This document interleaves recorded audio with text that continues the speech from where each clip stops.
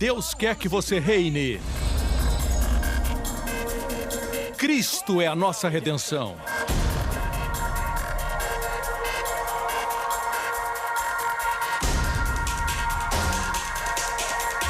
Deus é justo e faz o pecador justo.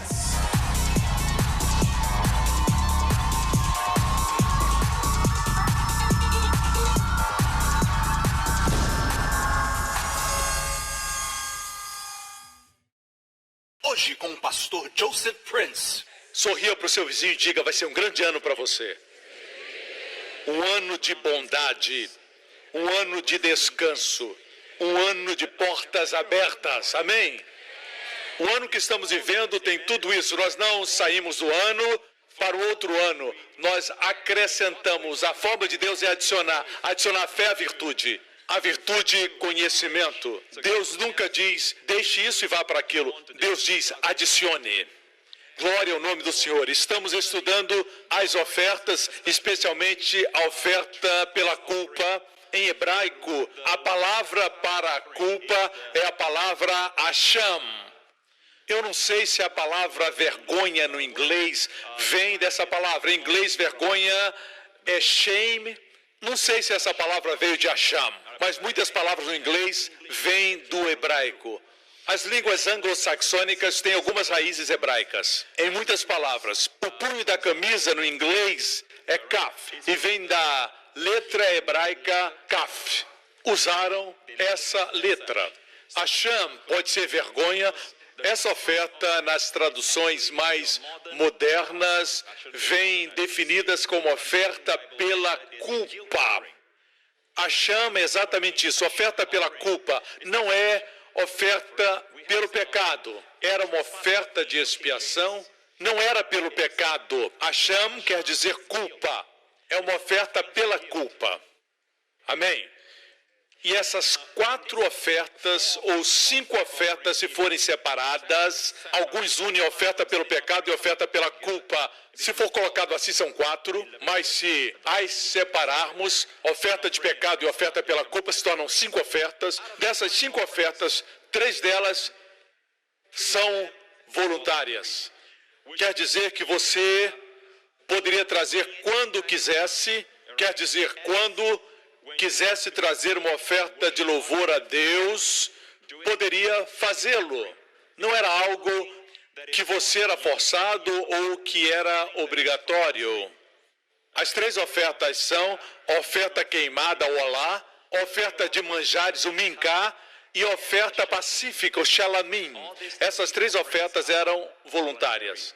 As últimas 2, ou uma, se forem unidas, a oferta pelo pecado e a oferta pela culpa, o Hashem, eram obrigatórias. Se pecasse, tinha que trazer a oferta pelo pecado. Se fosse culpado diante do Senhor, diante das coisas santas ou do seu próximo, teria que trazer a oferta pela culpa. Assim aprendemos na semana passada, a propósito, as primeiras 3 ofertas, como são aplicadas hoje. As últimas 2 foram cumpridas por Cristo na cruz. Você não precisa mais trazer oferta pelo pecado. Isso já foi feito. Posso ter um amém? Foi feito na cruz. Mas ainda oferecemos a oferta queimada? Nossa oferta voluntária? A propósito, a oferta queimada era dada quando você estava feliz com alguma coisa que o Senhor havia feito. O Senhor tinha abençoado, a colheita tinha sido boa. Os judeus traziam a oferta queimada como ato de apreciação ao Senhor. Ou se queriam experimentar mais o amor de Deus, se aproximar dele, eles traziam a Shelamim, que era oferta pacífica, vem da palavra Shalom, Shelamim. A palavra restaurar no hebraico vem de 2 palavras, às vezes usa a palavra shuv, onde nós temos teshuva, voltar para Deus, teshuva, shuv, ou shalom, que quer dizer pagamento. Shalom, como sabem, quer dizer paz. Shalom é pagamento. Eu já disse isso antes. Quando fui a Israel, aprendi essa expressão, Ani Shalem, que quer dizer eu pagarei. Eu e os pastores estávamos na sapataria. Eu disse para o homem no caixa, o que eles escolherem, Ani Shalem. Shalem é pagamento. Note que a palavra Shalom é paz, saúde e plenitude. Antes de receber saúde e plenitude, Alguém pagou. Foi Jesus com seu sangue. E Shalem também é usado para restauração, certo? A outra palavra para restaurar é Shuv, de onde vem arrependimento, mudança de mente. Não são incríveis essas palavras? Glória a Deus. Voltemos para Hashem e Ratá, oferta pelo pecado. Essas duas ofertas eram obrigatórias. Nós não as oferecemos hoje porque Jesus já as ofereceu uma vez por todas. Pode ser um amém? Ele fez uma vez por todas, para todos os tempos e para todos os pecados. Pastor Prince, como Jesus, que viveu há 2000 anos atrás, podia morrer por alguém no futuro. Não esqueça, Deus está acima do tempo. O Senhor Jesus Cristo está acima do tempo. A cruz está acima do tempo. Quando ele morreu, ele estava fora dos muros de Jerusalém. Ele morreu por todos aqueles que viveram antes dele, desde Adão, e por aqueles que viverão depois, até que Deus diga, chegou. O tempo dos gentios se cumpriu, se completou. O fato é esse, igreja, nós sabemos com certeza que aos olhos de Deus é como se o sangue tivesse sido derramado alguns minutos atrás. Nós pensamos, foi há muito tempo atrás, 2000 anos, Deus diz, foi agora. Certo? 3 ofertas nós ainda trazemos a Deus hoje. Elas são a queimada, a pacífica e a oferta de manjares, que é a de cereais. Não existe sangue nessa oferta. Entre todas as ofertas, somente uma não possui sangue, a oferta de cereais, oferta de manjares. Muitas versões dizem oferta de manjares, mas essa oferta se referia à oferta de cereais. Manjar quer dizer comida. Ah, pastor, o senhor falando de comida tão cedo de manhã, eu estou com fome já. Ainda oferecemos ofertas queimadas, sim. Veja isso, Hebreus capítulo 13, verso 15. Ofereçamos então sacrifícios. Sacrifício não quer dizer algo que eu não quero fazer. Eu não quero fazer e vou me sacrificar. Não é isso que está dizendo aqui, meus irmãos. Aqui fala de louvor, como eles traziam o sacrifício do cordeiro. Nós hoje oferecemos essa oferta queimada, que é fruto de lábios, diz a Bíblia. É o sacrifício e louvor a Deus. É o fruto de lábios que confessam o seu nome. Não se esqueçam de fazer o bem, de repartir com os outros o que vocês têm, pois de tais sacrifícios Deus se agrada. O louvor, de certa forma, é essa aproximação vertical para com Deus e, por outro lado, horizontal. Deu para perceber a cruz? Assim, hoje ainda oferecemos a Deus nossa oferta queimada. Mas essa oferta é mais como uma oferta de manjares, de cereais. Trazemos voluntariamente, porque estamos felizes com o que o Senhor tem feito nas nossas vidas, amém? Mas fazer o bem tem a ver com a generosidade. Estes sacrifícios agradam a Deus, não esqueça disso. E a palavra agradar não é a mesma quando fala do favor de Deus para conosco. Essa palavra se refere a alguma coisa que você faz. Por exemplo, Justin é meu filho, eu o amo. Ele é altamente favorecido à minha vista. Mas coisas que Justin faz me fazem sorrir e eu me agrado muito dessas coisas. Eu me agrado com essas ações. Entende o que estou querendo dizer? Essas coisas precisamos aprender. O que agrada a Deus? Adorar a Deus, louvar a Deus. Muitos têm se esquecido disso. As pessoas estão tão envergonhadas de dizer glória a Deus. Na verdade, muitos não querem mais louvar a Deus, nem mesmo na igreja. Desculpa, você pode pensar assim: eu prefiro as bênçãos. Eu apresento o sacrifício de louvor, amém? Vou continuar louvando a Deus porque a Bíblia diz que isso é bom. A Bíblia diz que fica bem louvar a Deus. Não vou seguir o caminho do mundo. Se eles no mundo dizem palavrão com tanta naturalidade, eu vou louvar a Deus sem ter qualquer tipo de vergonha. Amém? Se entrar em um lugar onde as pessoas estão usando palavras vulgares, você tem o direito de dizer bem alto que Jesus é bom. Amém? Amém. Não se sinta mal quando você vai à praia e todos estão quase nus e você está completamente vestido e você se sente culpado. Vivemos em um mundo desajustado que não tem compasso moral. Não tenha medo de se posicionar por Jesus. A Bíblia está cheia de histórias de pessoas que não se prostraram diante do mundo. E Deus nunca permitiu que elas se queimassem, mas elas brilharam para a glória de Deus. Nem um fio do seu cabelo se queimou quando lançados no fogo. Deus os livrou. Eu quero que você saiba que o Deus de Daniel é o seu Deus. Ouse ser um Daniel. Fique firme. Ouse se posicionar. Amém? Diamantes são preciosos porque são raros, difíceis de encontrar. Não deixe que o mundo coloque você no seu molde, tentando trazer para o seu nível. Pedras são muitas, são baratas. Posicione-se, ouse se posicionar por Jesus.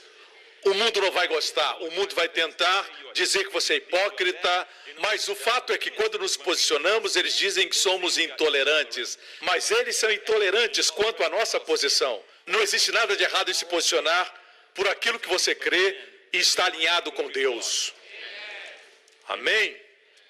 Essa foi a minha introdução, só para você saber. Filipenses capítulo 4. Essa ainda não é a minha mensagem. Versículo 16. Pois estando eu em Tessalônica, vocês me mandaram ajuda, não apenas uma vez, mas duas quando tive necessidade. Não que eu esteja procurando ofertas, mas o que pode ser acreditado na conta de vocês. O verdadeiro pastor não busca a oferta do povo para benefício próprio, mas uma colheita para o povo. Recebi tudo que tenho, é mais que suficiente, estou amplamente suprido. Agora que recebi de Epafrodito os donativos que vocês enviaram, elas são uma oferta de aroma suave, um sacrifício aceitável e agradável a Deus. Quando era mais jovem, eu li esse texto e pensava que Epafrodito tinha trazido para Paulo dos Filipenses perfume. Alguns de vocês pensavam a mesma coisa, que Epafrodito levou para Paulo um perfume da Chanel. Afinal de contas, andar de camelo não devia ser fácil. No fim da viagem, Paulo se parecia com camelo e tinha cheiro de camelo. Não. Se referia à oferta levítica, onde diz que todas essas ofertas, todas as 5 ofertas, incluindo a oferta pelo pecado, incluía a parte onde a gordura era queimada como cheiro agradável. Principalmente as primeiras 3 ofertas, que não eram obrigatórias, eram voluntárias, eram chamadas sacrifícios de cheiro suave.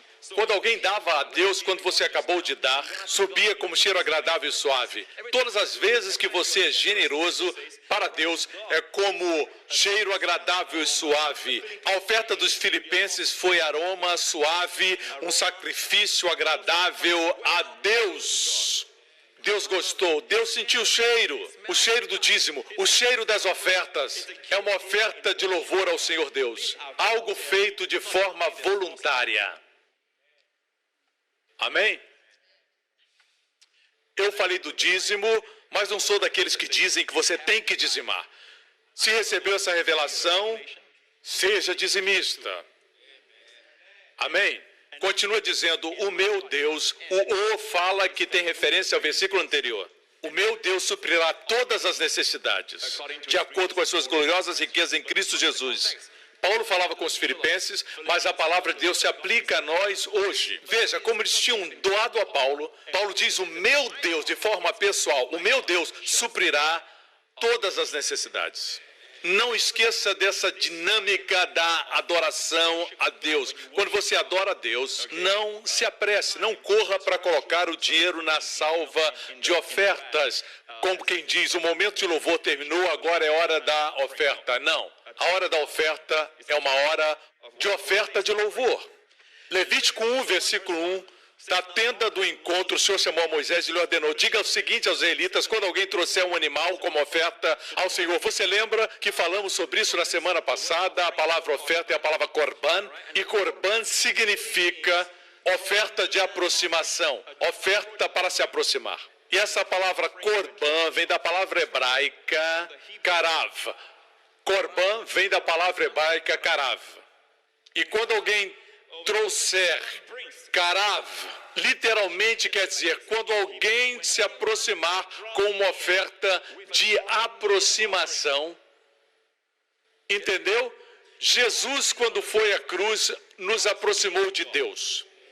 Como vimos, igreja, não precisamos apresentar a oferta de pecado ou da culpa, porque Jesus já fez. Mas a ideia central é, se você crê que Jesus morreu como sua oferta pelo pecado, as outras 3 ofertas ainda fazemos hoje, nosso louvor e adoração, fazendo o bem, sendo generosos, nossos dízimos, nossas ofertas são cheiro suave ao Senhor. Quanto à oferta pela culpa, que é o meu enfoque nesse ano da restauração, Deus diz que quando trazemos a oferta pela culpa, no hebraico Hashem, que quer dizer culpa, quando alguém se sente culpado, quando alguém pecou contra as coisas santas do Senhor, ou enganou alguém, defraudou alguém, seu irmão, alguém lhe confiou alguma coisa e ele falhou, Deus diz, traga uma oferta. Deus diz, traga um carneiro sem defeito, esse é o Senhor Jesus, o carneiro imaculado, e restitua o valor pleno daquilo que foi roubado. O valor total mais 1/5, uma compensação de 120%. A parte prejudicada acaba ganhadora. Entenderam? A primeira vez que a expressão 1/5 aparece na Bíblia foi na história de Faraó. O sábio José disse para Faraó que a fome estava chegando e disse assim: nos anos de fartura, junte e guarde, porque o tempo de fome está chegando. Quando o tempo de fome chegou, o povo trouxe dinheiro para comprar grão e José vendeu para eles. Então o dinheiro acabou e eles trouxeram o gado, usaram o gado para comprar e o gado também acabou. Até que, por fim, disseram, só temos agora a nossa vida e as nossas terras. E José disse, agora vamos trocar a terra por grãos. A Bíblia diz que José fez Faraó extremamente rico. Não com essas palavras, a Bíblia diz que toda a terra se tornou de Faraó. E José, que era um homem que queria o bem de todos, disse, gente, vocês não têm mais nada. Aqui eu tenho sementes, peguem as sementes e plantem. Mas lembre-se, todo ano, na colheita, 1/5 da colheita pertence a Faraó. Ok? Toda a terra já pertencia a Faraó, mas ele deu a eles as sementes. Eles disseram, você salvou nossas vidas. A sabedoria de José engrandeceu o Egito naquela época. Amém? Não só isso. Faraó lucrou mesmo em tempo de fome. Eu imagino que Faraó, quando andava pelos corredores do seu palácio, dizia assim, eu pensei que quando a fome chegasse, seria o fim do meu reinado, o fim do Egito. Não temos água suficiente, dependemos do rio Nilo, não tem chovido, dependemos do Nilo. Deus disse para Israel, a terra para onde vocês vão não é como a terra do Egito, onde tinham que fazer a irrigação a pé. Mas a terra que vocês vão tomar posse é uma terra que flui, não uma terra cheia, mas uma terra que transborda, uma terra cheia de abundância, terra que mana leite e mel. Enviarei chuva sobre a terra, eu, o vosso Deus, regarei a terra, farei chover. Olhariam para cima. Os egípcios olhavam para baixo, porque dependiam dos seus esforços para receber água. Nós que vivemos na Canaã de Deus, olhamos para o alto. Eu imagino que Faraó disse, eu pensei que a fome ia me matar, mas me alegro porque a fome chegou. Me alegro porque chegou a fome. Nós também podemos dizer, se formos honestos, eu estou feliz porque Adão caiu. Porque Adão tinha a terra, mas por Cristo, o último Adão, eu e você temos os céus e a terra. Amém? Adão foi uma criatura, nós somos filhos de Deus. Adão não ocupou a posição que ocupamos hoje. De certa forma, se Adão não tivesse caído, não teríamos a posição que temos hoje. Você entende? Olhe para a sua vida. Se coisas ruins aconteceram, olhe para cima. Deus vai transformar isso e fazer de você um ganhador. Por esse motivo, irmãos, quando nos referimos à graça, não nos gloriamos nas coisas que são grandes. Nós não nos gloriamos naquilo que o mundo considera brilhante, talentoso, naqueles que têm muitos dons. Graças a Deus pelo talento, graças a Deus pelos dons. Eu estava dizendo para minha filha, se fosse olhar para todas as matérias na escola, qual delas você é mais fraca? E eu, como a conheço, eu disse, essa aqui, não é? E ela disse, é. E eu disse, é nessa matéria que Deus vai fazer você fluir. É nessa matéria que sua força vai se manifestar. Amém? Porque o meu poder se aperfeiçoa na força, nos talentos. Alguns pensam que sim, mas isso não é verdade. Minha graça se aperfeiçoa ou se completa nas suas fraquezas. Por que tentarmos ser mais do que fracos? Por que tentar encobrir nossas fraquezas? Temos que fazer, como disse o apóstolo Paulo, nos gloriar na nossa fraqueza. Quando estou fraco, aí sou forte. Amém? Essa é uma grande revelação da graça. A graça procura o mais baixo, perdido, o menor. Na verdade, esses são os protagonistas e heróis das parábolas de Jesus. O objeto da graça é sempre o filho perdido, a moeda perdida, a ovelha perdida. Acabam sendo abençoados. O último será o primeiro, o menor o perdido e o último, se você tem fé tão pequena como um grão de mostarda. O reino de Deus valoriza o último, o menor e o pior. Nós queremos ser o primeiro, o melhor e o maior. Não precisa competir, fique tranquilo. Amém? Se o seu problema é que você gagueja ao falar, glória a Deus, Deus fará de você um pregador da sua graça. Amém? Você está ouvindo alguém que era gago na escola secundária. Meus amigos ainda não acreditam que eu sou um pregador. É pela graça de Deus. Quando você não depende de Deus em certas áreas, a graça de Deus não flui porque você não precisa de Deus. Você é capaz. Você diz, eu tenho como me virar, eu sei como fazer isso, sei fazer aquilo, eu tenho experiência nisso, naquilo. Amigos, nos dias de hoje temos visto a experiência perder seu valor.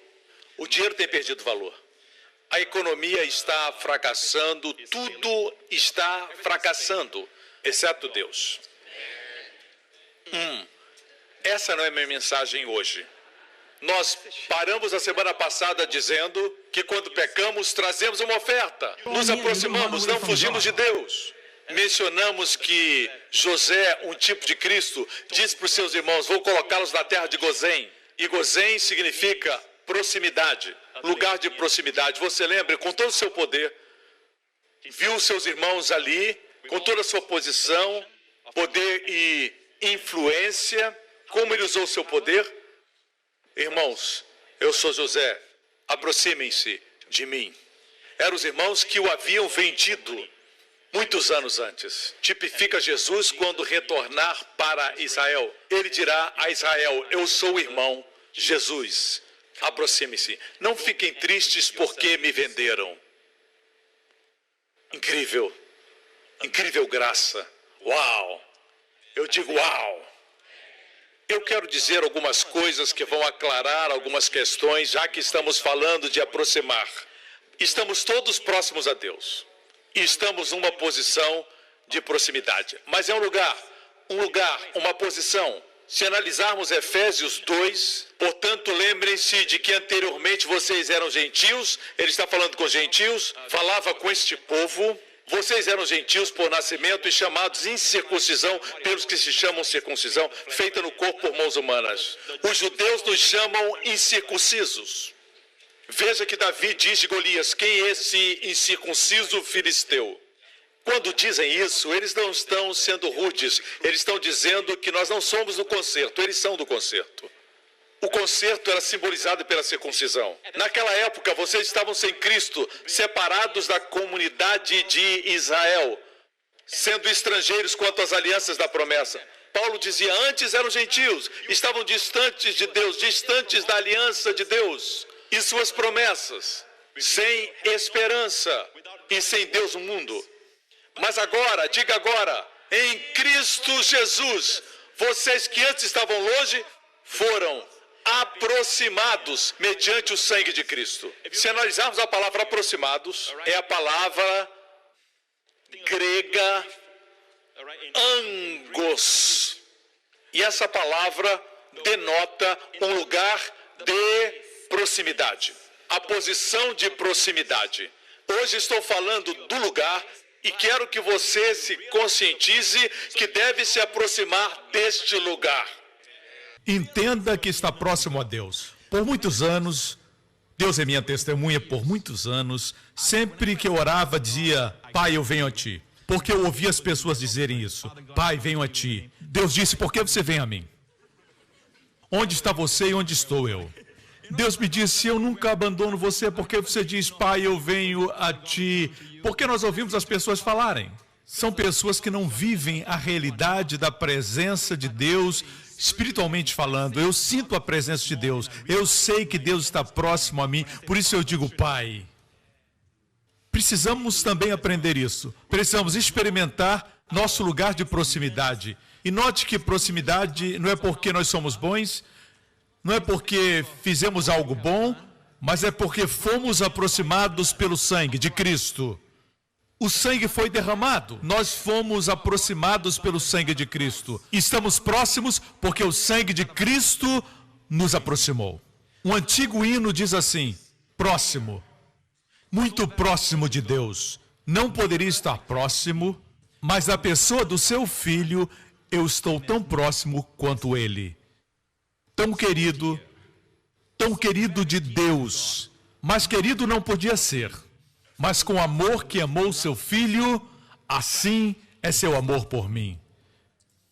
Não podíamos estar mais próximos de Deus, mas o sangue de Cristo nos trouxe para perto. Posso ter um amém? No Antigo Testamento se aproximavam de Deus. Nós hoje já estamos próximos de Deus. Eu quero falar sobre a proximidade prática. Ok? É uma bênção extraordinária para nós. Efésios 2,14, porque Ele é a nossa paz, o qual de ambos, fala aqui dos gentios e dos judeus, fez um e derrubando a parede de separação que estava no meio. Agora, apesar de próximos em posição, alguns sentem, nossos sentimentos podem ser um problema na nossa vida. Existem horas que nos sentimos distantes, que nos sentimos descrentes, nos sentimos deprimidos, nos sentimos felizes, nos sentimos contentes e, às vezes, nos sentimos muito deprimidos. Mas o fato é esse, irmão. Sentimentos não são confiáveis. A palavra de Deus é. E a palavra de Deus diz que nós estamos próximos. Assim, precisamos entender que estamos próximos. Precisamos entender isso e viver isso. Diga, eu estou próximo a Deus. Falo para os crentes, se você é crente, você está muito próximo a Deus. Não podia estar mais próximo, amém? Porque na pessoa do seu Filho estou tão próximo como Ele. Amém? Você está em Cristo, na pessoa do seu Filho, você está tão próximo a Deus e é tão querido de Deus. Não podia ser mais querido, nem mais aproximado. Você está perto porque está em Cristo. Entenda isso ao orar. Quando eu vejo um acidente, eu sempre faço isso. Eu vejo os carros de polícia, as ambulâncias, muitas vezes alguém está no chão, ferido, e eu começo a orar dirigindo por aquela pessoa para que ela seja poupada, a sua vida continue, amém? Que Deus dê uma nova oportunidade e ela conheça Jesus como o Salvador. Porque eu diminuo a velocidade? Por que você diminui a velocidade? Pastor Prince, eu paro para ver. Não seja como o mundo, amém? Nós devemos ser uma bênção. Use sua proximidade para abençoar, como José. Ele usou sua proximidade para perdoar. Usou para aproximá-los e tranquilizar seus corações. Amém? Aproveite a sua proximidade com Deus. Glória ao nome de Jesus. Eu quero falar sobre proximidade prática. E falando nisso, existem coisas que são posicionais e práticas, mas não é justiça. Quanto à justiça, não existe posição de justiça e justiça prática. Quando dizem isso, não entendem que quando tentam estabelecer sua justiça prática, deixam de receber a dádiva da justiça. A justiça é algo que você tem ou não tem. Ok? Mas quanto à santidade, temos a santidade posicional conquistada por Cristo Jesus e a santidade prática. Vocês me escutam? Muitos, quando falam da justiça prática, se referem à santidade. Vocês me escutam? Não tenha medo da palavra santidade. Santidade é, na verdade, precisamos entender bem essa palavra santidade. A palavra santidade, mesmo em sua origem anglo-saxônica, quer dizer completa. Em hebraico é a palavra shalom. Amém. Ser santo, ter um casamento santo, o que isso significa? Que é completo, é integrado. E por isso produz vida. Mas quando nos envolvemos com comportamentos impuros, isso produz destruição. Ok? Quando olhamos para comportamentos destrutivos, sem discutir se essa pessoa tem algum tipo de problema, tem pecado na sua vida, veja que esse comportamento produz morte e suicídio. Chegue à sua própria conclusão. É melhor seguir a palavra. Vocês me escutam, irmãos? Ok, Deus quer que seu povo seja completo e santo, não porque Deus diz, quero que você seja santo para lhe parecer bem. Não.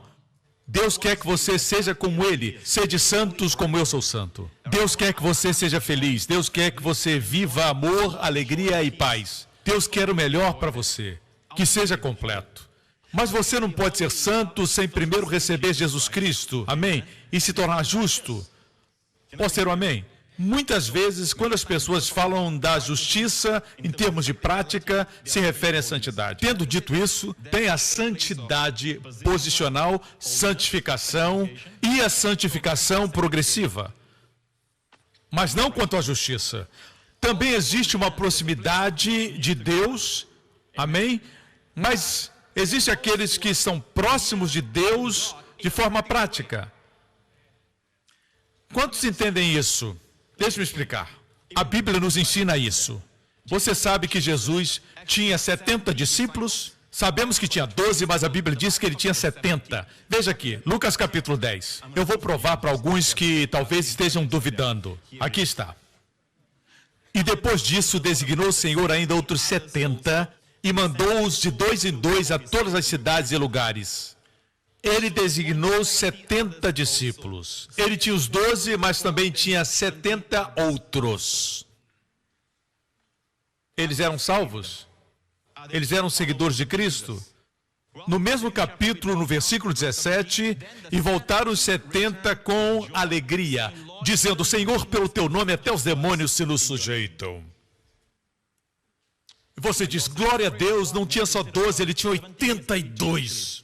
Mas veja isso, em João capítulo 6, e dizia, por isso eu vos disse que ninguém pode vir a mim, se por meu Pai não lhe for concedido. Essa é uma declaração de graça, não é seu esforço, não é sua inteligência que faz você vir a mim. Foi o Pai que concedeu. Se o Senhor não tivesse nos alcançado, ninguém estaria adorando a Deus aqui hoje. Nenhum de nós. Nós pensamos que estamos aqui porque somos inteligentes, porque temos o entendimento que outros não têm. Não, irmãos, não é assim. Somos todos pecadores. É a misericórdia e a graça de Deus que abriu nossos olhos.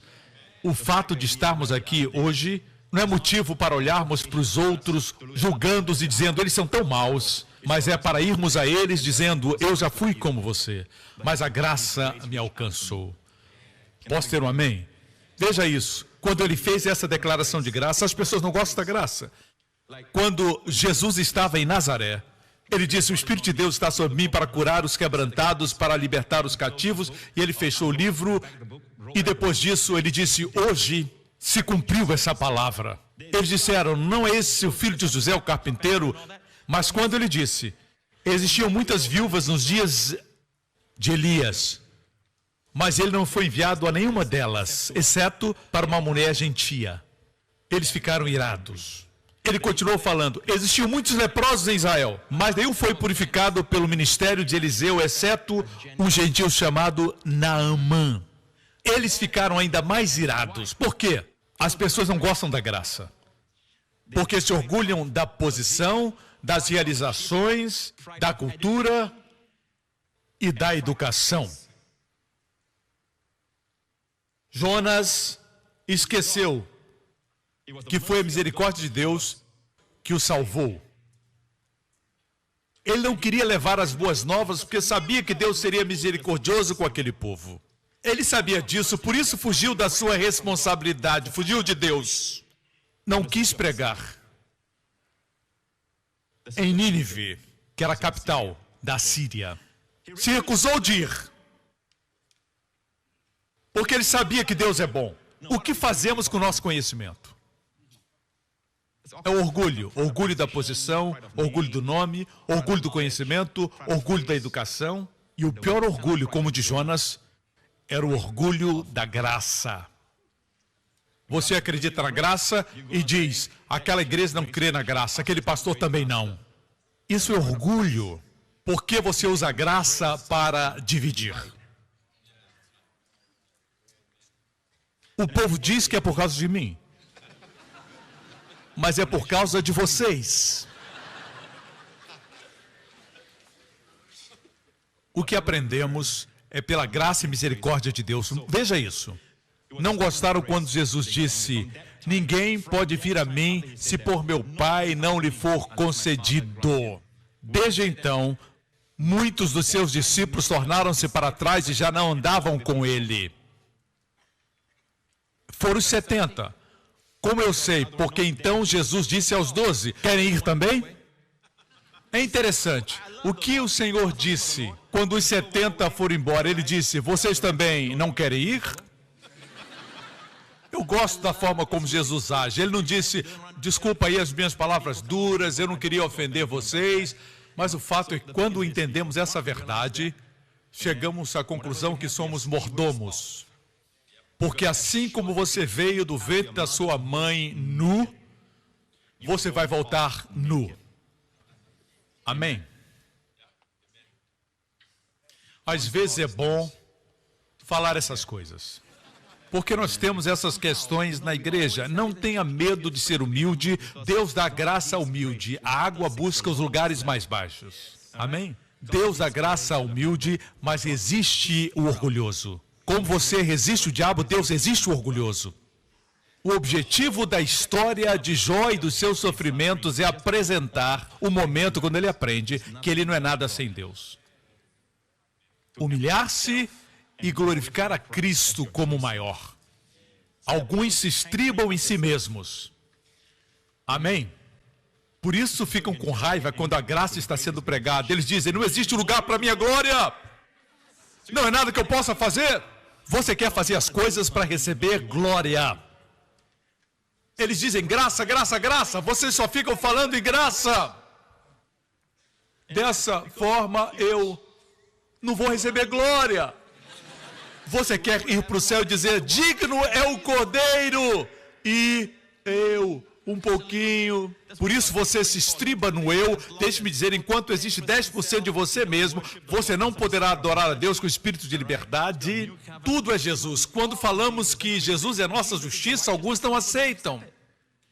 Porque dizem, eu não sou tão mal quanto aquela pessoa, eu a conheço bem. Pessoas que agem dessa forma, segundo a Bíblia, estão prestes a cair. E quando caírem vão dizer, quando eu era crente eu não fazia isso, mas agora estou fazendo essas coisas. O que aconteceu? O Senhor permitiu que isso acontecesse, para que você veja você mesmo. A carne é carne. Quando é pecador, sua carne é má. Quando é crente, sua carne ainda é má. Toda a sua glória, todo o seu orgulho deve estar em Cristo e somente em Cristo. Ele é a minha justiça, Ele é a minha santidade, Ele é a minha redenção, é minha sabedoria, Ele é meu tudo. Amém? Glória a Deus. Jesus disse para os 12, vocês também não querem ir? Simão Pedro respondeu, Senhor, para que iremos? Tu tens as palavras da vida eterna. Nós cremos e sabemos que és o Santo de Deus. Igreja, veja isso. Jesus tinha graus de aproximação com seus discípulos. Existiam níveis de aproximação, certo? Tinham os 70, eles operaram milagres, A propósito, alguns dizem, pastor, o Sermão da Montanha termina com Jesus dizendo no final, muitos virão a mim naquele dia dizendo, Senhor, eu expulsei demônios em seu nome, eu fiz milagres em seu nome. Os 70 também fizeram isso. Não é você, é o nome de Jesus. Fizemos essas coisas no seu nome e o Senhor lhes dirá, eu nunca os conheci, apartai-vos de mim. Nem todo que diz Senhor, Senhor entrará no reino dos céus, mas o que faz a vontade do meu Pai. Alguns dizem, veja, essa ideia de que você pode ser salvo e depois se perder está na Bíblia. Não, não, meu amigo.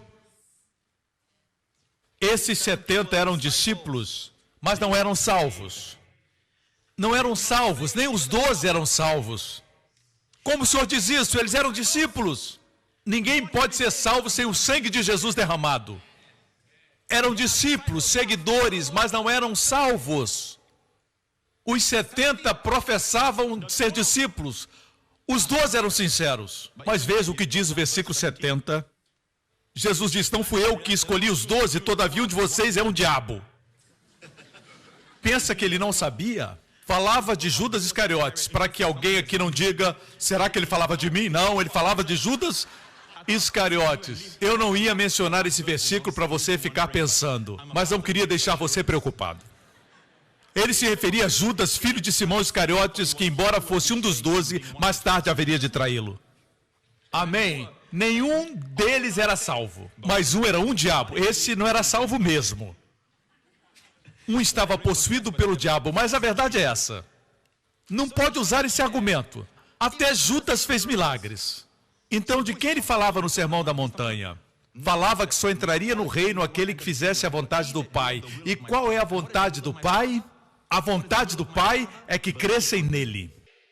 Você já creu? Se creu, não deixe que ninguém tire essa certeza da sua salvação. Pastor, o que faz a vontade do Pai? Ninguém sabe a vontade do Pai. E as pessoas ficam em dúvida. Não tem segurança da salvação. Alguém que não está seguro é facilmente controlado. Eu não quero controlar vocês, irmãos. Vocês sabem. Eu deixo vocês sob o controle do Espírito Santo. Não sou uma pessoa que controla. Eu não gosto de controlar. Eu não intimido, não sou uma pessoa controladora. Eu deixo isso para Deus. Alguns queriam ser controlados. Deus tem uma forma de lidar conosco. Vocês me escutam? Ele castiga o filho que ama. Que fique claro, não com enfermidades. O Senhor falou comigo outro dia e disse, Caim e Abel, Caim deixou a presença, a Bíblia diz que Caim deixou a presença de Deus, Caim, o filho de Adão, que matou seu irmão. Ele deixou a presença do Senhor. Saiu da presença de Deus. Outro que fugiu da presença de Deus foi Jonas. Eu falei sobre ele. Jonas deixou a presença de Deus, mas Deus o perseguiu. Mesmo tendo usado um grande peixe, Deus o pegou. Qual a diferença? Deus não foi atrás de Caim, foi atrás de Jonas. Como que dizendo, Jonas é meu. Eu o disciplinei porque ele é meu. E eu amo. Caim não é meu. Eu disse, Deus, nunca me abandones. Jamais. Se me desviar, trate comigo. Você sabe como Deus lida com você? Às vezes não está feliz no seu trabalho. Você está frustrado. Quando se orgulha, é ferido pelos outros. E diz, Deus, por quê? É o seu orgulho, não é o povo. Mas você não quer ouvir isso. Você fica com raiva. Isso é orgulho. Orgulhoso de quê? Estou tentando lhe ajudar. Não pule da mesa de cirurgia. O doutor abriu você. Antes que ele remova o problema, você pula e diz, não quero ajuda. Está doendo. Você me abriu. E você segura os intestinos e sai correndo do hospital. O doutor não tem nem tempo de suturar a sua ferida. Você não espera até que esteja bem. Amém? Então escute a palavra primeiro. Deus ama você. Ele quer remover todo orgulho. Ou quando você vê pessoas que estão fracassando. Às vezes lidamos com garçons ou garçonetes e eles são mal-humorados. E você diz, o que pensa que é? Você é só um garçom? Por que me trata assim? Não vou te dar gorjeta. Aí você pensa, eu nunca dou gorjeta mesmo. Seja gentil com o garçom ou com a garçonete. Por que você não é gentil com essa pessoa que te atende? Seja cortês com as pessoas que estão trabalhando. Outro dia, eu e Wendy vimos um rapaz que estava trabalhando, era um estudante que estava trabalhando à noite. O patrão estava gritando e pressionando ele. Ele estava se esforçando ao máximo. Ele veio à nossa mesa e, como é natural, ele estava com pressa e não agia da forma correta, da forma esperada. É muito fácil para nós menosprezarmos alguém que não cumpre seu trabalho e mandarmos ir embora. Já vi isso acontecer. Mas é bom, nesse momento, dizermos para essa pessoa: você está fazendo um grande trabalho. Podia ser o seu filho. Poderia ter sido com o seu filho. Por isso, você deve tratar as pessoas como fossem seus filhos. Trate como queria que tratasse seu filho. Eu respeito aquele rapaz, ele estava trabalhando. Muitos estariam na farra. Se um rapaz rico tem uma Ferrari, dirige por aí, tem muito dinheiro, eu não tenho problemas com isso. Só quero dizer que ele não é melhor do que o rapaz que está ganhando o seu pão duramente. Sejamos gentis. Sejamos gentis. Ficou clara essa questão? Que esse texto não pode ser usado contra o crente para defender a ideia que podemos ser salvos hoje e amanhã perder a salvação. Deixe-me dizer que é uma doutrina miserável dizer que podemos ser salvos hoje e perder a salvação. Não, amigo, você é salvo para sempre. Existe algo na palavra de Deus que precisamos aprender. Deus quer que tenhamos longa vida. Ah, amém, pastor, 120 anos. Sim, eu acredito nisso, irmãos, mas escute. A Bíblia diz: dar-lhe abundância de dias e lhe mostrarei a minha Yeshua, salvação. A abundância de dias é conhecer mais a Jesus e fazê-lo conhecido aos outros. Você está sendo usado por Deus aqui na terra. Morrer e ir para o céu não vai ser de utilidade. Ah, mas eu quero ver Jesus. Você pode ver Jesus aqui na terra, você vai ter muito tempo no futuro. Você não pode dizer: eu vou visitar os que já morreram e vou pregar o evangelho para eles lá. Não, não existe isso. Nossa utilidade é aqui na terra. Amém? Continuemos. Existem graus de proximidade. Existia entre os 12. Pedro, Tiago e João eram próximos. Em mais de uma ocasião, Jesus convidou somente Pedro, Tiago e João. Você lembra? Na casa de Jairo, no jardim do Getsemane, no Monte da Transfiguração, somente Pedro, Tiago e João. Seus nomes significam a pedra que foi substituída pela graça. E vimos grandes milagres nessas ocasiões. Mas entre Pedro, Tiago e João tinha um que era mais próximo de Jesus do que os outros. E quem era ele? João, que recostava no peito de Jesus. É por isso que no Evangelho de João nos diz assim: ninguém viu o Pai a não ser aquele que vem de Deus. Somente ele viu o Pai. O Senhor Jesus procedeu do Pai. No último capítulo de João, nós vemos João recostando no peito de Jesus. Esse era o mesmo João que recostava no peito de Jesus, como Jesus recostava no peito do Pai. O Filho descansava no Pai e o discípulo João descansava em Jesus. O Evangelho de João fala do amor. O amor do Pai pelo Filho e o amor do Pai e do Filho por nós. E Deus diz: continuem no meu amor. Continuem com o meu amor. Vocês me escutam? Pessoas famosas através da história têm dito: não faça com os outros o que não quer que façam com você. Mas Jesus é positivo, ele diz: faça com os outros. Você pode não fazer nada pelos outros que não quer que façam com você e viver de forma egoísta. Mas Jesus diz: faça para os outros. Alguns dizem: eu não machuco as pessoas, mas isso não é positivo. Ame o seu próximo de forma prática. Tome a decisão de amá-los. Amém? Hebreus 10, 1, 2. A lei traz apenas uma sombra dos benefícios que hão de vir e não a realidade dos mesmos. Por isso ela nunca consegue, mediante os mesmos sacrifícios repetidos ano após ano, aperfeiçoar os que se aproximam. Aperfeiçoar, no capítulo anterior de Hebreus, fala da consciência. certo? Nós não somos perfeitos no nosso comportamento, mas perfeitos na nossa consciência diante de Deus. Por quê? Se pudesse fazê-lo, não deixariam de ser oferecidos, pois os adoradores, tendo sido purificados uma vez por todas, não mais se sentiriam culpados de seus pecados. Uma das coisas que as pessoas se opõem no ensinamento da graça é que dizem que nós não damos às pessoas a oportunidade de serem conscientes de seus pecados. Eles têm a ideia que a consciência do pecado é algo bom. E nós ensinamos que não devemos ser conscientes do pecado.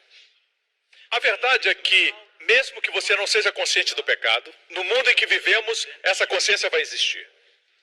Ok? As pessoas sempre terão culpa e condenação. A ideia que a consciência do pecado faz você santo não é verdadeira. Porque pela lei vem o conhecimento, a consciência do pecado. O que aconteceu após Israel receber a lei? Cometeram uma transgressão que não haviam cometido antes. Construíram o bezerro de ouro. Quando haviam dito, Kol asher diber Adonai naaser, tudo que Deus ordenar poderemos fazer. Sim, disseram isso, mas acabaram construindo um bezerro de ouro. Assim, fica muito claro que, no momento que somos conscientes do pecado, nós cometemos pecado. Isso quer dizer que estamos dizendo que somos sem pecado? Alguns me acusam, mas eu nunca disse isso. Que sentido faria dizer que somos a justiça de Deus em Cristo se não tivéssemos pecados? Se não existissem pecados, éramos justos por nós mesmos. Pense, use a cabeça. Use a sua massa cinzenta, certo? Pense bem. Ao som daqueles que acreditam em João 1:1, que nós não temos pecado. Não, temos pecados, mas os confessamos. Na verdade, confessamos sempre nossos pecados. Ou seja, reconhecemos que temos pecados. Não creio que 1 João 1:9 deve ser usado para dizer assim, eu tenho que confessar meus pecados, quando peco, então não vou ser perdoado. Eu sou contra esse ensinamento, mas confessamos os nossos pecados. No meu livro, O Poder de Crer Corretamente, usei uma ilustração. O empresário tinha um livro caixa e estava cheio de anotações em vermelho, que significava as dívidas que ele tinha. Ele chegava ao escritório e não queria nem olhar para o livro caixa. Por quê? Porque era muito estressante, era difícil olhar para o livro, e ele dizia para a secretária, pague o que puder com o dinheiro que ainda temos. E, finalmente, um amigo generoso que ele tinha, um homem rico que era seu amigo, sabendo da situação, pagou tudo. Agora, quando chega no escritório, ele pega o livro caixa e abre para ver suas dívidas e examina toda a sua situação financeira e vê que foi tudo pago. E com a consciência da dívida que ele tinha, ele se sente profundamente grato ao seu benfeitor. Assim, o fato é esse. Nós temos consciência dos nossos pecados? Sim, confessamos sempre os nossos pecados. Mas não confessamos para ser perdoados. A palavra confessar é homologeo, dizer a Deus que pecamos, mas já fomos perdoados em Cristo. Mas eu jamais ensinei que nós não temos pecado. Se dissermos que não temos pecados, fazemos Deus mentiroso. Olha o contraste. Se nós confessarmos nossos pecados, Ele é fiel e justo para nos perdoar. Porém, existem pessoas que dizem que não têm pecados. Os agnósticos dizem isso.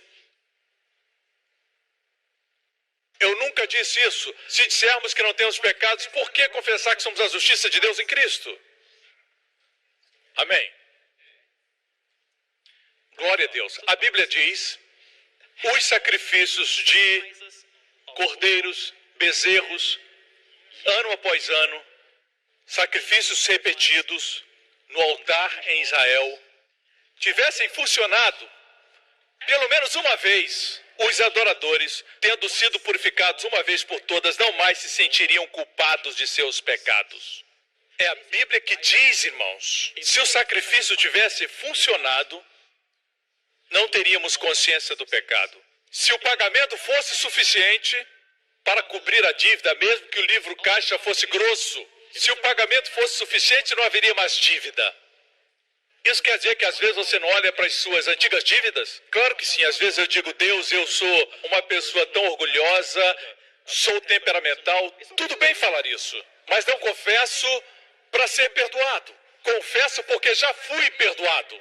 Seu perdão cria uma atmosfera que produz em mim honestidade. Confessamos uns aos outros. Amém? Outro dia alguém mandou um texto para mim dizendo, eu estou passando por problemas físicos, desafios, eu fui para o hospital. Eu disse, vamos orar juntos. Eu também às vezes sinto esses sintomas mentirosos. Eu não acusei, não disse, irmão, qual foi a sua falha? Não, nós estamos todos no mesmo barco. Podemos ser sinceros, na verdade, você pode dizer para sua esposa, eu tenho um temperamento forte, Deus está trabalhando, amor. Só é possível dizer isso se estamos numa atmosfera de aceitação, com Deus e para com o nosso cônjuge. Por isso, muitas vezes escondemos, não temos certeza do perdão e ficamos pedindo perdão constantemente. Isso gera uma atmosfera de temor e insegurança. Mas o versículo 2 de Hebreus 10 diz que se tivesse funcionado, não teríamos mais consciência de pecados. Se eu devo a alguém muito dinheiro, eu fico evitando essa pessoa o tempo todo. A pessoa chega, eu saio. Vejo a pessoa no shopping e subo a primeira escada rolante. Por que eu odeio essa pessoa? Não, porque eu a devo. Mas se algum milionário pagar a minha dívida, eu vou para a pessoa e vou dizer, oi. Mas a Bíblia diz que não somente Jesus pagou a dívida, mas pagou deixando o saldo. É como se eu devesse 10 mil e ele foi lá e pagou a pessoa a quem devia 1 milhão. Se eu soubesse que essa pessoa, por causa da oferta pela culpa, ganhou 120% mais, vamos supor que essa pessoa ganhou 1 milhão de dólares. Esqueça um pouco a matemática e me acompanhe. Para os 10 mil que eu devia, alguém que me amava, pagou aquele a quem eu devia, pagou 1 milhão. Pagou mais? Sim. Se eu ver o meu credor, o que eu faço? Corro? O evito? Eu me aproximo dele e digo assim, você lucrou por causa de mim. Pago o meu almoço, pago uma janta. Aqui no shopping tem ótimos restaurantes. Você ficou rico por causa de mim. Meus 10 mil dólares viraram para você 1 milhão de dólares. Quero que você entenda que Jesus pagou com sobras por nossos pecados. Aproxime-se de Deus com ousadia. Chegue próximo. Se você sabe que os seus pecados foram perdoados e o perdão foi tão grande que Deus foi glorificado, sua santidade foi mantida, ele não comprometeu sua santidade. Na verdade, sua santidade foi glorificada na morte do seu filho, porque a lei exigia uma penalidade e Jesus cumpriu plenamente essa penalidade. E todas as exigências divinas que estavam sobre mim, de santidade e justiça, o sangue de Jesus pagou. Deus agora, digo em reverência, é como se o sangue fosse aspergido e Jesus dissesse, é suficiente, Pai? Irmão, foi mais do que suficiente. Deus foi glorificado, sua lei magnificada. Jesus Cristo nunca quebrou a lei, ele a cumpriu. Nós não estamos sob a lei porque ele cumpriu, ele não a quebrou, ele a cumpriu. Você compreende o que eu estou dizendo? Se eu me aproximo de Deus e tenho consciência de pecado, sabendo que alguém já pagou por mim, e eu ainda evito a pessoa a quem devia e quem pagou sabe disso, ela não ficaria ofendida? Não sentiria que sua generosidade foi desonrada? Mas se minha dívida foi paga e ninguém me dissesse, essa é a situação do mundo. Eles evitam Deus porque nos seus corações pensam, eu não consigo cumprir a lei de Deus, Deus exige santidade, Deus exige isso ou aquilo de mim, eu não tenho como cumprir. Eu não quero saber de Deus. Por quê?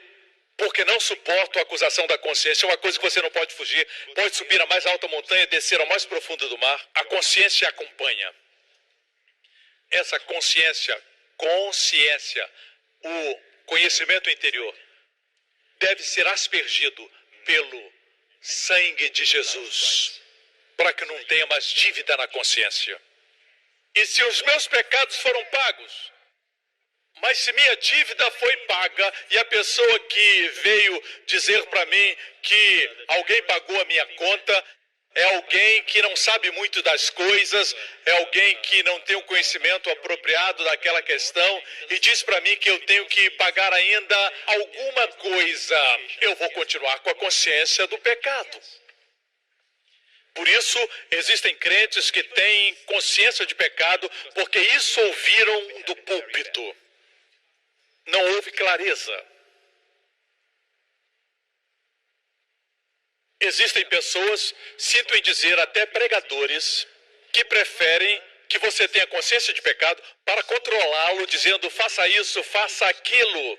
E você se sente bem quando faz essas coisas porque traz calma para a sua consciência. Mas o que está fazendo é uma oferta morta. Não está ofertando a Deus boas obras. E aqui está a diferença. Amém? Já vamos concluir, mas veja isso. Existem verdades importantes nesse capítulo. Vejamos o que diz no verso 3. Contudo, esses sacrifícios são uma recordação anual dos pecados. Veja que não existia mais consciência do pecado, mas somente uma recordação anual.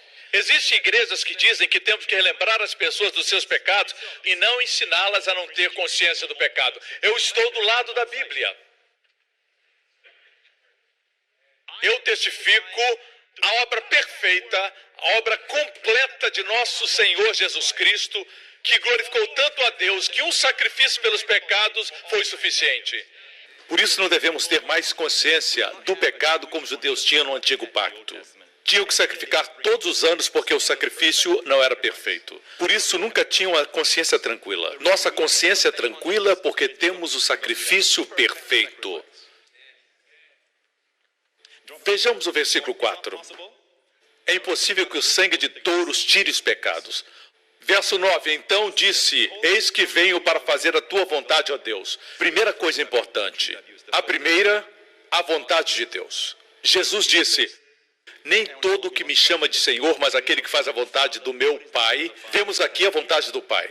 Jesus veio cumprir a vontade de Deus. Ele tira o primeiro para estabelecer o segundo.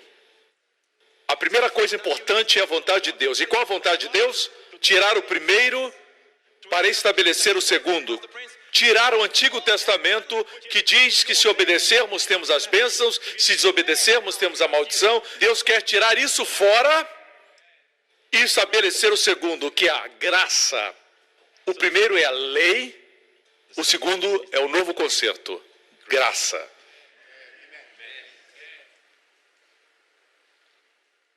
Essa é a vontade de Deus. Alguns têm a ideia de que a graça é inferior, a lei é maior, mas a vontade de Deus é remover a lei.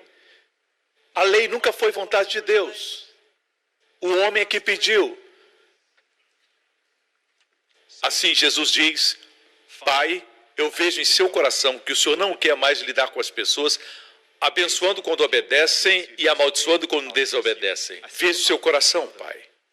O povo acaba sempre desobedecendo a lei. Veja o seu coração. Sua vontade é tirar o antigo concerto e estabelecer o novo. Aqui estou para fazer sua vontade. Estabelecer a graça custou a Deus o preço mais alto que poderia ser pago. Mas ele veio fazer a vontade de Deus. Primeiro, a vontade de Deus. Pelo cumprimento dessa vontade, nós fomos santificados, separados. Santo quer dizer separados, por meio do sacrifício do corpo de Jesus Cristo, oferecido uma vez por todas. Sabia que é santo em termos de posicionamento diante de Deus para sempre? As bênçãos dos santos são suas. Ser santo significa eu vou à sua casa e existem coisas que você não quer que eu veja, são preciosas e caras, você esconde, tranca suas barras de ouro. Você não quer que ninguém saiba quantas você tem. Mas você deixa eu ver suas fotos, o que eu não queria ver, eu já vi o bastante. Assim, existem coisas que trancamos e escondemos porque são preciosas e valorosas, são caras. Santo significa separados. Por ser especial, Deus separa você do mundo. Quando o mundo está deprimido, você está descansado. Quando o mundo diz, e agora? Você diz, glória a Deus, eu o conheço. Ele vai dar a vitória. Quando o mundo diz crises financeiras. Quando o mundo diz crise, vemos que Cristo tem a resposta para a nossa crise. Graças a Deus pelas crises. Um passarinho olhou para o outro e disse, por que eles estão estressados? Olhe para nós, estamos felizes, nós não temos cuidados. Outro disse, é porque eles não sabem que tem um Pai Celestial que os alimenta como nós somos alimentados. Eis que as aves dos céus, disse Jesus, não semeiam nem colhem, mas o Pai Celestial as alimenta. Vocês não têm um valor maior do que as aves dos céus? Amém?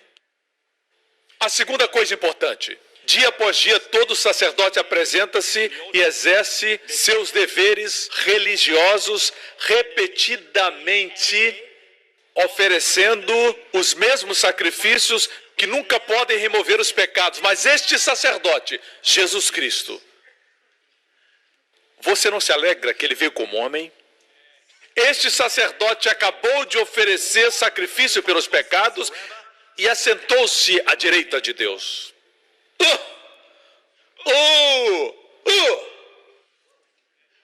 O mundo ainda não conhece esse versículo, porque a igreja ainda não conhece bem esse versículo. A única coisa que sabem é, se pecarmos deliberadamente, não resta sacrifício. Existem pessoas que se tornaram conhecidas por arrancar a vitória dos crentes. Essa parte que fala em pecar deliberadamente não tem nada a ver com a obra concluída por Jesus e a bênção da salvação. Fala de pessoas que pecam porque, apesar de entender isso, rejeitam Jesus. Não se inclua nesse grupo. Essa é a segunda coisa importante, a obra de Jesus. Para sempre um sacrifício pelos pecados. Por isso se assentou à direita de Deus. Ele não se assentou por ser o Filho de Deus. Ele sempre foi o Filho de Deus. Mas ele se assentou porque os nossos pecados foram expiados, uma vez por todas. Se você for esperto, também vai se sentar. Porque quando você se levanta, ele se senta. Quando você se senta, ele se levanta. Amém? É o seu modus operandi. Nós estamos assentados com Cristo. Ele trabalha quando descansamos. Vamos para a terceira coisa importante. O Espírito Santo também nos testifica. A terceira coisa é o testemunho do Espírito. A primeira é a vontade de Deus, remover a lei e trazer a graça. A segunda, a obra de Cristo. Um sacrifício foi suficiente, fomos perdoados para sempre. Amém? A terceira coisa é o testemunho do Espírito Santo. Você percebeu a Trindade? Viu o Deus triuno?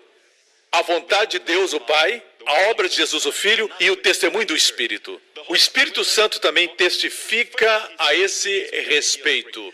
Esta é a aliança que farei com eles depois daqueles dias, diz o Senhor. Porei as minhas leis em seus corações e as escreverei em suas mentes. Essas leis são a perfeita lei da liberdade, a lei do amor. Essas leis e a lei do Espírito e da vida, essas são as leis do novo concerto. Próximo versículo. Depois de dizer isso, acrescenta o Espírito Santo. Dos seus pecados e iniquidades não me lembrarei mais. O não aqui é uma poderosa negativa no grego. São utilizadas duas palavras para negar no grego e elas são unidas, produzindo uma negativa forte. Nunca, jamais me lembrarei dos vossos pecados. Estamos dizendo que somos perfeitos e sem pecado? Não, não estamos dizendo isso. Se fôssemos assim, por quê? Deus diria isso. Você me entende? Não somos perfeitos. Nosso posicionamento e nossa consciência são perfeitos. Amém? O Espírito Santo diz que não lembra mais dos pecados. Ei, irmão Metusalém, você está incluído aqui. Irmão João, aqui fala de você, se refere aos seus pecados. Amém? Richard, na América, aqui estão incluídos os seus pecados. Isso inclui a todos nós. Nossos pecados Deus não lembra mais. Antigamente, no Antigo Testamento, o Senhor disse: eu lembrarei dos vossos pecados até a 3ª ou 4ª geração e visitarei os seus filhos por isso. Mas Jesus disse: eu não vou mais me lembrar dos seus pecados jamais. Aqui temos uma negação forte. Esse foi o testemunho do Espírito. Existe alguma pessoa melhor, uma testemunha mais confiável na corte celestial do que o Espírito Santo? Você preferia um anjo como testemunha? Que tal os seus sentimentos como testemunha em seu favor? Hoje é domingo, glória a Deus, me sinto salvo, me sinto bem, me sinto próximo a Deus. Segunda, oh Deus, eu me sinto tão perdido. Assim, poderíamos ter uma testemunha mais confiável do que o Espírito Santo, testificando que dos nossos pecados ele não se lembra mais. Você preferia ter um anjo, um grande homem de Deus? Nós temos o Espírito Santo servindo como nossa testemunha. Ele é impecável. Ele não muda. E como ele testifica? Com a verdade das Escrituras. Você preferiria uma voz dos céus? Alguns preferiam isso, mas depois ficariam pensando se ouvir ou não vozes. Não é melhor ter o testemunho do manuscrito mais confiável que existe na terra? Amém? As Escrituras. Vamos concluir com o versículo 19. Portanto, irmãos, temos plena confiança para entrar no Santo dos Santos pelo sangue de Jesus, por um novo e vivo caminho. Agora temos um novo e vivo caminho. No Antigo Testamento, quanto mais se aproximavam de Deus, podiam morrer por seus pecados. Precisavam de uma preparação especial. Se aproximavam de Deus com temor e tremor. Ou então podiam morrer na hora. O rei Uzias entrou na presença do Senhor e foi ferido com lepra. Ele teve que fugir. A presença de Deus era tremenda e Deus ainda é tremendo. Mas, irmãos, agora Ele é nosso Pai, porque o sangue de Jesus foi derramado. Ele nos ama e nos apresenta um novo e vivo caminho. Uma outra versão diz assim, o livro diz assim: este é o caminho novo e cheio de vida. No Antigo Testamento era um antigo e cheio de morte. O nosso é um caminho novo e cheio de vida. Quando estiver enfermo, se aproxime mais de Deus. Amém? Você vai receber vida no seu próprio ser, nos seus músculos, nos seus ossos. Aleluia. Quanto mais se aproximar, mais vida virá sobre você. É o novo e vivo caminho. A palavra novo aqui não é a palavra usualmente usada para novo, mas fala de algo fresco. Um sacrifício que acabou de ser feito. Nesse texto, isso quer dizer que a morte de Cristo para Deus é como se tivesse acontecido agora. Com esse espírito deve se aproximar de Deus. O seu sangue deu a você o direito de estar aí. Seu sangue removeu os seus pecados. Deus olha para você através do seu Filho. Amém? Temos, pois, um grande sacerdote sobre a casa de Deus. Seu nome é Jesus. 22. Sendo assim, aproximemo-nos de Deus com o coração sincero, com plena convicção de fé. Qualquer um que ensina outra coisa diferente disso faz você entrar na presença de Deus com medo. Isso não é de Deus. O ensinamento verdadeiro que vem do Espírito Santo de Deus dá às pessoas plena convicção de fé. Essa história de dizer talvez você esteja salvo, talvez não esteja. Certo pregador disse, eu não sei quem é e quem não é salvo. Nem sei se eu sou salvo. O que você está fazendo no púlpito? Você está insultando a Deus. A Bíblia diz, essas coisas foram escritas para que vocês saibam que tem vida eterna. Nós temos o testemunho do Espírito Santo. Ele está testemunhando no céu. E você diz, eu não acredito. É isso que você está dizendo? Então pare de pregar. Está pregando só pelo salário, pelo dinheiro? Tenho que concluir. Essa parte veio de mim. Aproximemo-nos de Deus com um coração sincero e com plena convicção de fé, tendo os corações aspergidos de uma consciência culpada. O que é isso?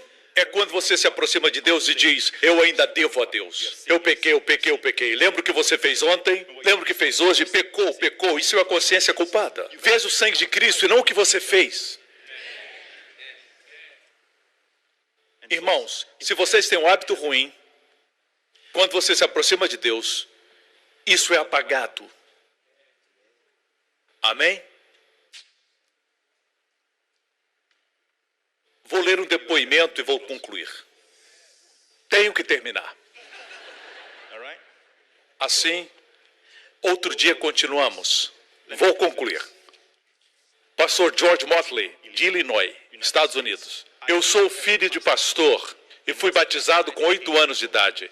Eu conhecia Jesus e o Pai, mas não conhecia o Espírito Santo por falta de ensinamento. Dos 15 anos até os 28 anos, me envolvi com a bebida. Experimentei drogas e antidepressivos para suportar a minha vida. Casei com 25 anos. Depois de 3 anos, minha esposa me disse que ela não podia me aguentar mais. E levou minha filha, que era bebê, para a casa da sua mãe, porque eu estava destruindo minha vida e a vida delas. Eu creio que o pai dele estava orando por ele. Ele veio de uma família cristã e seu pai certamente intercedia por ele. Eu sei o que é ser pai. E até para o meu filho Justin, ser filho do pastor Joseph Prince não é fácil. Ele ainda não sabe. Hoje o que ele faz é brincar com seus brinquedos. Eu oro pelo meu filho. Ele disse, minha esposa não pôde mais suportar a minha vida. Ele se envolveu em drogas. Ela levou a minha filhinha e foi viver com a sua mãe porque eu estava destruindo minha vida e a vida delas. Foi aí que eu clamei a Deus por ajuda. Naquele momento eu liguei a televisão, mudei de canal até que ouvi esse homem falando que Deus me amava. Também ouvi que não importando o que eu tivesse feito, Deus me perdoava. Daquele dia em diante, eu gravava todos os programas destinados a reinar.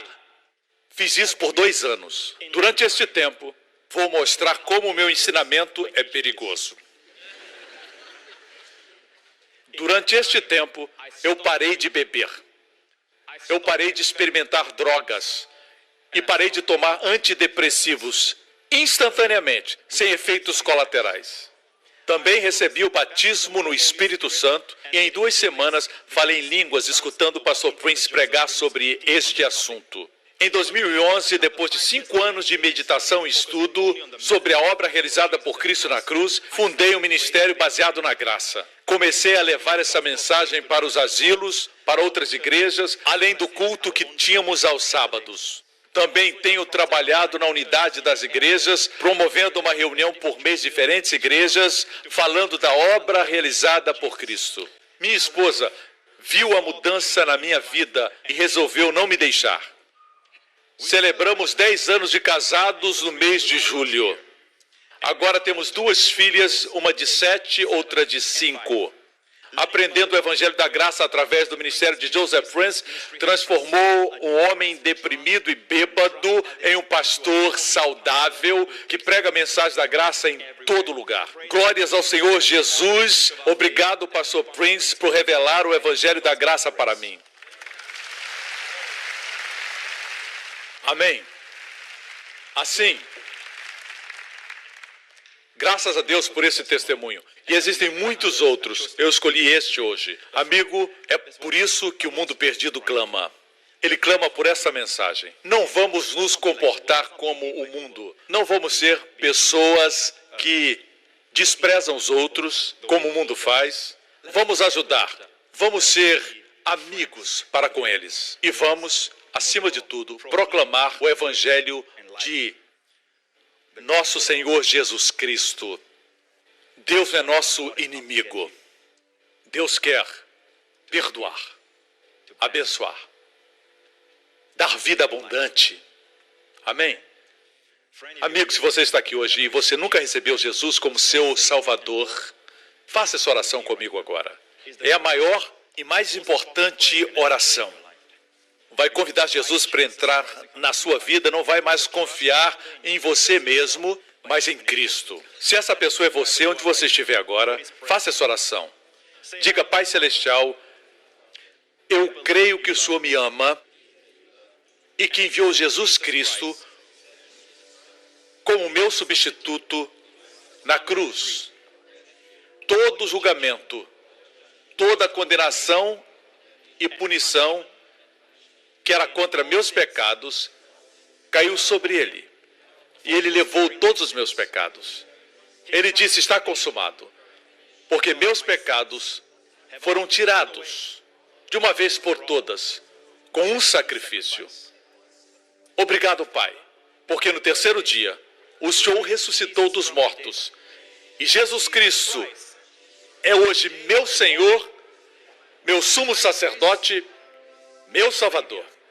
Obrigado, Pai, porque desse dia em diante eu viverei a vida abundante, trazendo glória para o nome de Jesus, em nome de Jesus. E todo o povo diga amém. Fique de pé agora, levante sua mão. Vamos receber a bênção para a semana. Glória ao nome de Jesus. Essa semana o Senhor abençoe você com as bênçãos de Abraão, as bênçãos de Deuteronômio 28. O Senhor guarde e preserve você, proteja de todos os perigos e acidentes. O Senhor guarde você de toda infecção, de toda enfermidade. O Senhor cure toda doença que talvez esteja tentando atingir seu corpo e remova em nome de Jesus. O Senhor faça sua face brilhar sobre você, seja favorável para com você, que caminhe no favor sobrenatural de Deus, você e seus amados. Que o Senhor levante a sua face sobre você e sua família e conceda a sua paz. Shalom. Em nome de Jesus Cristo. Amém. Deus abençoe você. Obrigado por sintonizar no programa de hoje. Esperamos que tenha sido uma bênção para a sua vida. Para mais informações sobre o programa da Igreja New Creation, acesse o site ncctv.org.sg. Lá você poderá se inscrever para receber um devocional diário do pastor Joseph Prince. Seja incentivado e fortalecido todos os dias e saiba o quanto Deus lhe ama através desses devocionais. Acreditamos que seu dízimo pertence à igreja que você frequenta e oramos para que você seja grandemente abençoado, altamente favorecido e profundamente amado.